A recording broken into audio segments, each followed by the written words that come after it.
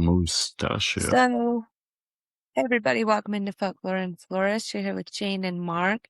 I have an intense question, so we're going to jump right in today. Mario or Luigi? What? Your mustache makes me want to ask Mario or Luigi. Interesting. It's when I played, I was born to be the main character. You want to be But Mario? in Mario 2, I think I found myself liking to play with Luigi. I always liked Yoshi. Yeah, but you were like new age Nintendo. Yeah, I'm talking. like OG stuff. I was just looking at it through my side of stuff, and I'm liking it. It's looking full. Yeah. But anyways, hey everybody, you're here with Jane, Molly, and Mark. Today, it is May 3rd. Mark got upset yesterday and apparently today and didn't want to point at the date. So it's May 3rd. Did I say March? It's May. Oops. It's May 3rd. I forgot what month it was because I haven't been directed on where the date is lately. But you're over here at Blue Box 29. So, like I said yesterday, this first week of May, the first week of creation and fertility, is all about the elements. This is where creation awakens. So yesterday we got the first element of the waters, and today we had the breath. We have the breath. So it's pretty interesting because I've been in pain for 2-3 hours now, and I've had a hard time taking any deep breaths. I'm trying. But do you want to talk about what you suggested? How I guess people can use breath work to help them get through uncomfortability versus for real pain. So any pain is your body telling you something. There's something going on. There's something wrong. Sometimes it's just energetic. And as soon as you figure out what that is, what's behind it, it'll just let the issue that you're having, that discomfort, it'll just let it go. Trick is finding out what it is. So there are things you can do, like the trick I told you to try is you close your eyes and you put your hands on your body wherever it hurts. And as you're holding yourself, start taking breaths through your nose and breathe and imagine you're breathing to wherever the pain is. So if it's in your knee, hold your knee and imagine you're breathing in all the way down to your knee. And then when you breathe out all the way out. And then just sit there and breathe to that spot where the pain is. And then you could take it a step further. And then you can ask yourself, your higher self, why am I having this pain? What is it from? And sometimes you'll get a message. Could be a number, could be a symbol, could be a saying. Sometimes it'll just be this is what your issue is. And that's just your higher self talking to you. And I know you've heard little voices in your head. Everybody has. I'm not saying like the cuckoo for Cocoa Puffs type of people, but for the most part. I don't know why you looked immediately at me when you said cuckoo for Cocoa Puffs. Anyways, moving forward, we're gonna try not to die. So, I'm focusing on the breathing and asking your body. yeah, You know. focus on the breathing. And then as you're doing that, ask, why am I having this pain? And then just go back to focusing on your breathing and not the answer. Don't expect anything. Just ask for it. Sometimes it's quick. Sometimes it could be 10, 15, 20 minutes. Be patient. Is your pain worth going away, or do you want to, still be in pain? Is it going to work every time? I don't know, but it's worked enough for me I would say try it, try it until hopefully it does work at least once, And that doesn't mean I didn't try it. No, and I know, because every pain is different. And that's what I'm saying. The biggest thing with anything is none of this is one size fits all. That technique will work for some things, just like the one day when you walked in and you were like, wow, what did you do? Right? Or, whatever that situation was, and it just released something. So that technique wouldn't work for this because I tried it. And then the breathing thing didn't work. So it's something else. So it's just finding within yourself, what is it that you can do yourself? I wonder if you'd be up for it if you would do some like hands-on, like actual, like almost like a massage, but just in the moving the energy there Mm-hmm. type of massage, but energy work. Yeah. If To we do could that. try that, because it feels like when I was applying pressure, it was feeling a little bit better. It didn't take away the pain though. Like it's definitely something like my bone or something in there. Like, when you feel that it's deeper than what you're able to Yeah. reach, but still just being that compressed. I mean, that I like to be like, I like that feeling of compression when I'm not feeling well. It's kind of like the weighted blankets with anxiety and stuff. Like I enjoy that. I was just gonna see if we could try that later and maybe incorporate the breath work though still. Because just because it doesn't work doesn't mean that that's still not an aspect of what's needed. So breath work, I 1,000,000%, no matter what, think it's needed. It's very, very necessary. And I think everybody should do it. And I know for a fact I do not do it enough for as much as I talk about it. But every single time I've done any type of breath work exercise, I have felt amazing afterwards. Like truly my whole body is just like, ooh, yeah, that feels nice. Feels nice. Yeah, like, it's just this whole, and then energy wise, like I was telling you, I've done those to where I was like just pumped up, felt like I just took some pre-workout. I like the breath work when I'm doing yoga or Pilates and working out and stuff, and how I'm in the insanity program I did. It really he really focused on that. Like using your breath work and the motions are going with it. You're not fighting against it, you're helping yourself. And so, but like when you're doing the yoga and on the days where it is that deeper stretch, you're sitting in those deep stretches for longer. When you breathe and you sink into them, there's something about like the hip flexor. When you spread your arms and you point up to the ceiling and like you can go under, right? Like how that was the one that you went under with your arm to connect them. But when you just are pointed straight up, it just feels so good. Yeah. And when you breathe and then exhale and you kind of sink lower, it's just Well, and another thing about so breath work too, is I was telling you, just watching that documentary on breath work on Gaia not too yeah. long ago. And it was a foreign one, so it was all translated. But this guy was a breathwork coach, and he went to one of the major soccer league teams that was like in last. And he's like, "Okay, we can get you guys up to first place, this and that." And they're like, "What? No, we're at like 13th. We can't do that." And he just went in with breathwork techniques and stuff, getting them doing the breathwork got them from last place to like fighting for first, That's like awesome. within things, Like in the running. like switching divisions and everything to going up. And I'm not quite sure on the whole story. I wasn't able to 100% lock in while I was watching it, but it was just one of those background things where I was like, that's really, really cool. So breath work is huge. It's life without breath, we live in. Well, and breath work is like when you're feeling any sorts of pain, like emotional, psychological, physical, anything like that. Like breathing gets you back centered to yourself. How often we get told to just take a breath when something's happened. Like even before we act, even when it's major, like we need to move fast situations, how it all starts with a breath, you know? It's a big thing. And honestly, like they teach you, like when people have panic attacks, to start controlling your breath. I know the military does stuff for their soldiers where they teach them certain breath techniques to stay calm Oh, that's cool. in really bad situations. There's breath techniques to help you relax and fall asleep for them.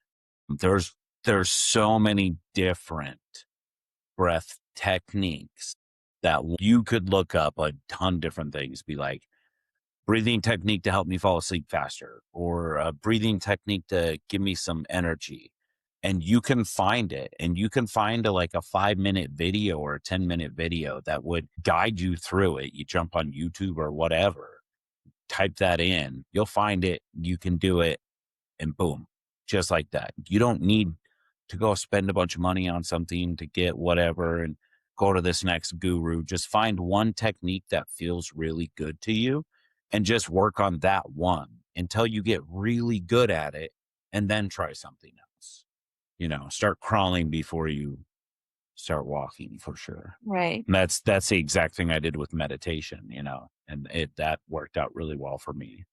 Same thing, and I'm now doing the same with breath work. So all I can say is what I've seen, what I've felt a few times personally doing it, not quite a few times doing breath work. It's truly amazing. I love it. Something as well. It's like as you were saying that, I was really like thinking to myself, like listening to you, and wow, really need to accept the flow, with everything, how everything works. Because like how I just earlier said, I wanted some compression, that feeling. And I mean, look, Molly moved and laid right where I needed it to, like right where I needed it. And I realized that this is the first time she's really just kind of been still and not moving around her. Yeah. So she's trying to pull us. Yeah. And so it's just like, even the way that we breathe, like our animals, like our family, they recognize the difference in our breathing. She's like, yeah. She likes to be acknowledged. But with that today, the element of the breath is our theme of spirit animates flesh. And the lesson is that breath is the life force. The breath is the life force. She's like, shh, sweet chicken. All right? Yeah, mom.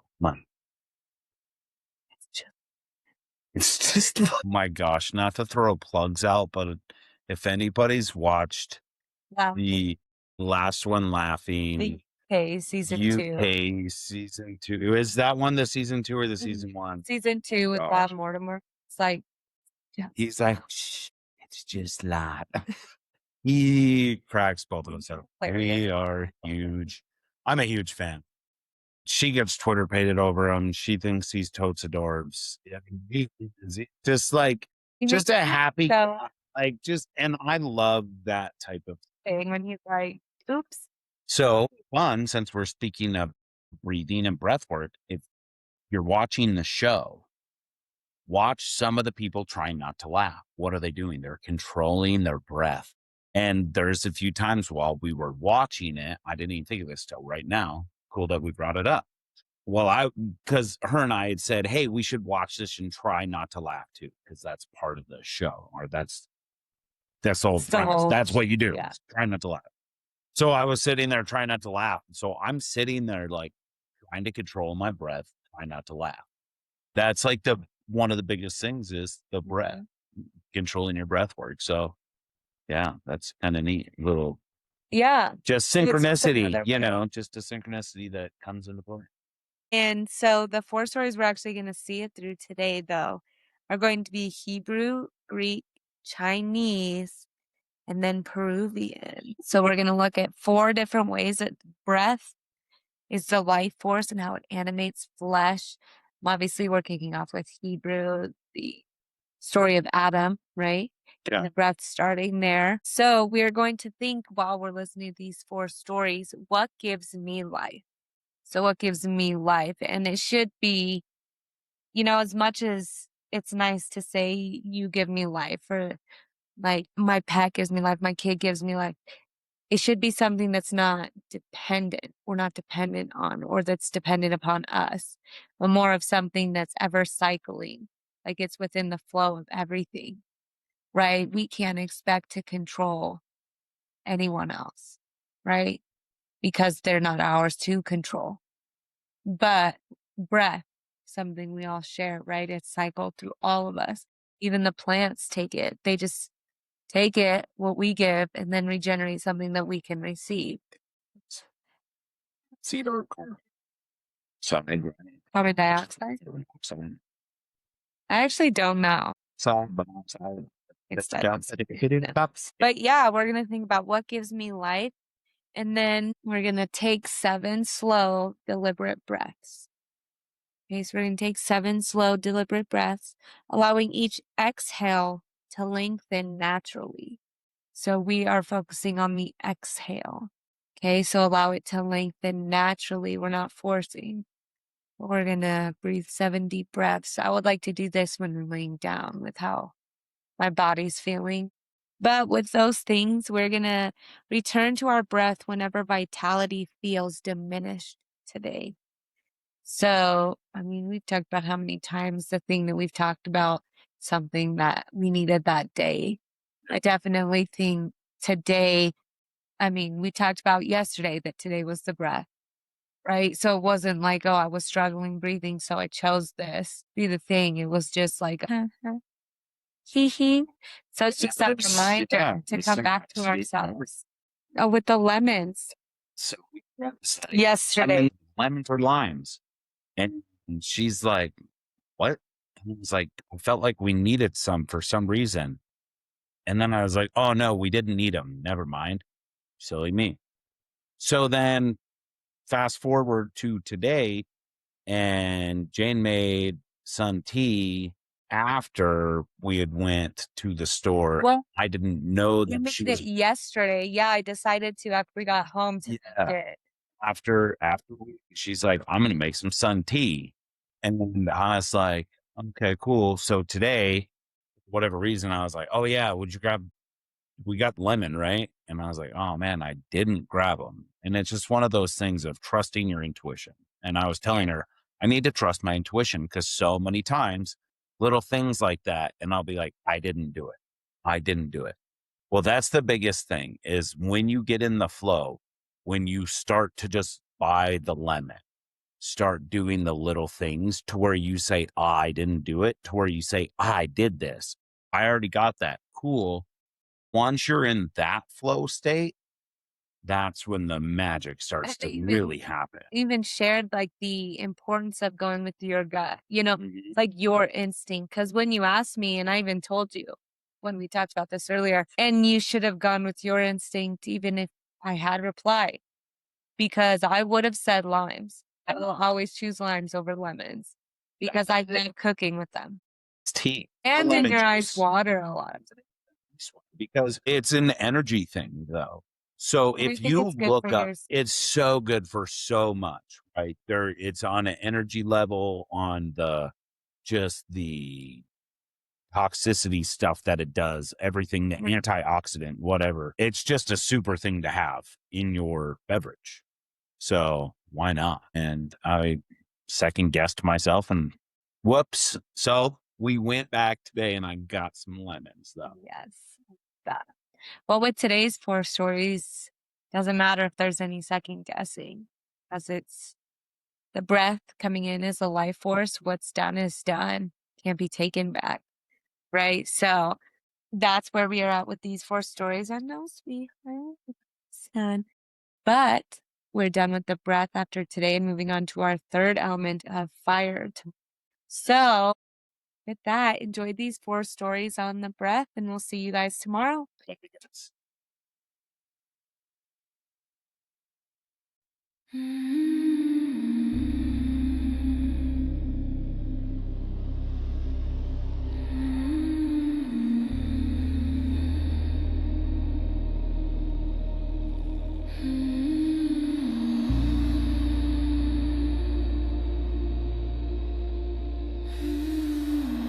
Before we begin, I want to take a moment to honor the cultures behind the stories we are about to explore. The tales shared here come from many peoples, lands, and traditions. I do not change these stories to fit modern expectations or to align with today's social standards. Instead, I present them as they were told, sometimes beautiful, sometimes harsh, sometimes challenging. We are not here to judge the past, but to understand it, to listen, to learn, and to honor the ancestors who carried these stories forward. We also share stories from various religious traditions. These are presented in their historical and spiritual context, with respect for their beliefs that they represent.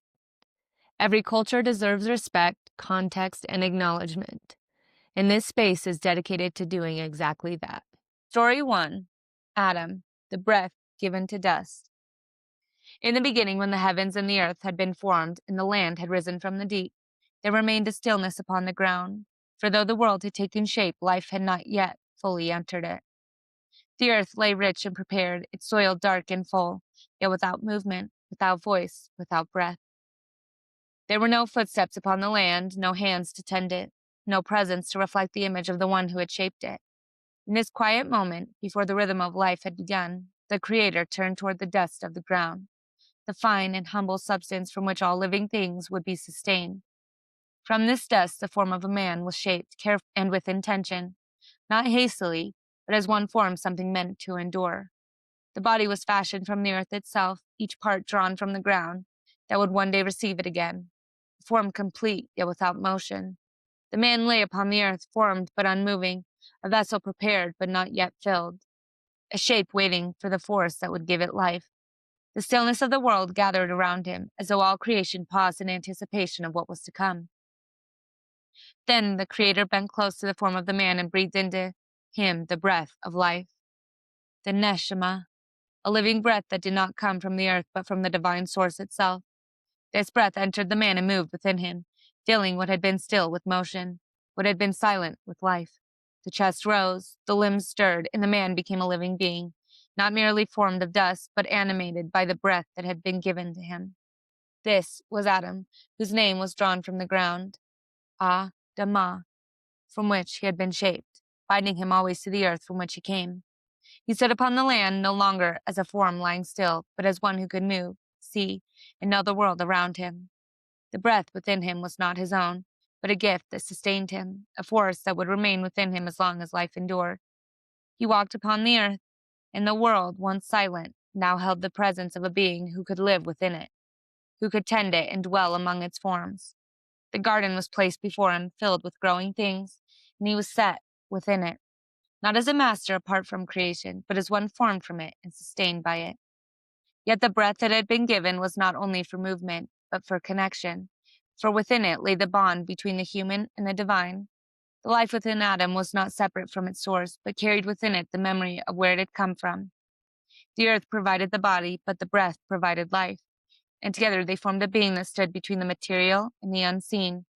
As Adam moved within the garden, naming the creatures and tending the land, the breath within him continued, unseen yet ever present, a constant reminder that life was not self-born but given. The world itself seemed to move differently with his presence, for where there had been stillness, there was now interaction. Where there had been silence, there was now voice. The breath moved in and out, unseen yet essential, a rhythm that would continue until it was no longer given. When that breath would one day return to its source, the body would return to the ground from which it had been formed, completing the cycle that had begun in that first moment. Thus, the creation of man was not only an act of shaping, but of giving, a joining of earth and breath, of form and life, of what is seen and what is unseen. The dust remained dust, but through the breath it became living, carrying within it the mystery of life that begins not in the body, but in the breath that fills it. Story 2, Prometheus, the fire that awakened humanity. In the time before humanity walked fully awakened upon the earth, when the world was shaped, but not yet inhabited by beings who could think, speak, and create, there existed the Titans, ancient powers who moved within the early order of the cosmos. Among them was Prometheus, whose name spoke of foresight, a being who saw beyond what was and into what could be. The earth lay ready, its soil rich and formed, yet no creature upon it carried the spark of understanding that would bring movement beyond instinct. Prometheus looked upon the clay of the earth and saw within it the possibility of life not yet realized, a form that could carry both the strength of the land and the awareness of something greater. With careful hands, he shaped the first humans from the earth itself, molding their forms from clay, giving them limbs and faces that reflected the order of the gods above. These forms were complete in shape, and yet they remained still, lacking the force that would bring them into motion. They stood as figures of potential, bound to the earth from which they had been made, waiting for the elements that would awaken them into life. Prometheus did not leave them in stillness, for he desired that these beings should not only exist, but live with awareness and capability. From the heavens where the divine fire burned, he took the flame, a sacred force that was not meant for mortal hands, and brought it down to the earth. The fire was not only the flame that burns, but the spark of knowledge, the power of creation, and the ability to transform the world through thought and action. When Prometheus gave this fire to humanity, it entered them as more than warmth, awakening their minds and giving them the ability to shape their own existence. The humans stirred, no longer bound in stillness, but alive with the capacity to think, to learn, and to create. They built, they spoke, they moved beyond the limits that had once held them, and in doing so, they became something new within the world. Yet this act was not without consequence. For Zeus, who ruled among the gods, saw that the fire had been given to those who were not meant to possess it. The balance between gods and mortals had been altered, and the act of giving fire was seen not as a gift, but as a transgression. For this, Prometheus was bound, taken to the edge of the world, and fastened to a rock where he would endure unending punishment. Each day an eagle came to him and tore at his flesh, consuming what would grow again by night, a cycle without end, reflecting the cost of what he had done. Yet the fire remained with humanity, and though its giving had brought suffering to the one who bestowed it, it could not be taken back. The flame continued to burn within human life, in the fires that warmed them, in the tools they shaped, and in the thoughts that allowed them to create beyond what had been given. Humanity did not return to stillness, but moved forward, carrying within them the gift that had changed their place in the world. The fire became both a symbol of life and a reminder of its cost, a force that could sustain or destroy depending on how it was held. Prometheus remained bound, yet his act endured in the world, for the life that had been awakened could not be undone. Thus humanity came to live not only through form, but through the spark that moved within them, a force that connected them to the divine while also setting them apart. The breath of life was joined by the fire of awareness. And through this union, human existence was shaped into something that would continue to grow, to create, and to carry forward the legacy of its beginning. Story 3, Nüwa, the breath that shaped humanity. In the early age of the world, when heaven and earth had been separated and the mountains and rivers had begun to take form, there remained a great stillness across the land. For though the world was shaped, it was not yet filled with human life. The winds moved across the valleys and the waters flowed through their courses. Yet there were no voices to answer them, no beings to walk the land with awareness and intention. In this quiet world, Nüwa, the ancient mother whose presence carried the power to shape and restore, whose hands knew the nature of creation as one knows the weaving of thread. She walked along the rivers and across the plains, observing the world that had been formed. And though it was vast and beautiful, it remained incomplete.